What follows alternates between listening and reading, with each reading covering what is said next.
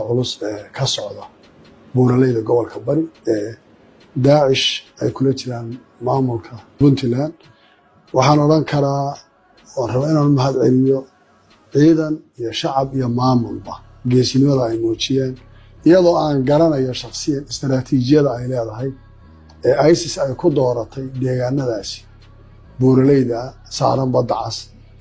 iyo maanta anoo uga hambalyeynaya ciidan iyo maamul iyo shacab reer Puntland inay cadowgaas awoodda badan isu wada tagay istaraatiijiyada haysta inay kula dagaalamaan ay ka saaraan maanta oo aan leeyahay weliba dagaalkaasi umayna helin kaalmaday u baahnaayeen iyo dowlad Soomaaliyeed ee cidnaba si u rabeen wixii uu saaxiibada caalamka ka caawiyeen waa sideeda taas waxaan rabaa marka hore inaan bogaadiyo